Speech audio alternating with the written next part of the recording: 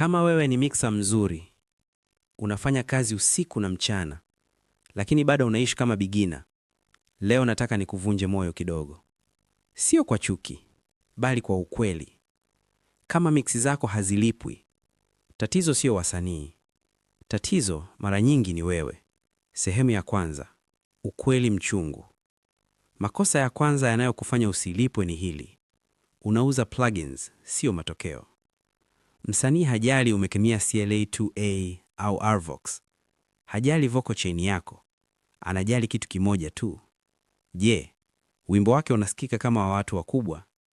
Kama huwezi kuuza hilo, hakuna atakayelipa. Sehemu ya pili, brand. Ukweli wa pili ni huu: huna brand. Una skills tu. Unaonekana kama kila mtu mwingine. Bei zako hazina msimamo. Hakuna kitu kinachokutofautisha. Na dunia haiwalipi watu wenye skills peke yao. Inalipa watu wenye thamani inayoonekana. Sehemu ya tatu, hofu.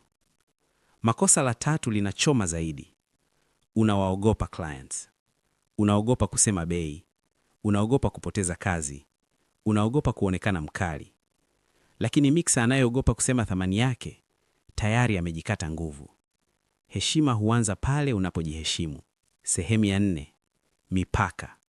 Hebu nikwambie ukweli ambao wengi wanakataa. Kama huna mipaka, utaibiwa. Unaanza kazi bila deposit, unatuma files kabla ya malipo, unafanya marekebisho yasiyoisha. Huo sio ukarimu, ni kujiharibia jina. Na hili ndilo kosa la mwisho. Una mix kama hobby, lakini unataka kulipwa kama pro.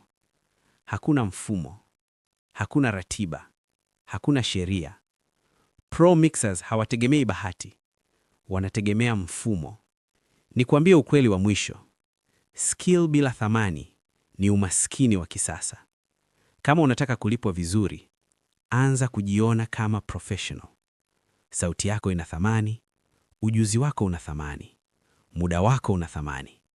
Kama wewe ni mixer wa kweli na unataka kukua sio kwenye plugins tu, bali kwenye akili na maisha, subscribe Daizo Vocal Lab. Hapa tunajenga mixers wa kweli.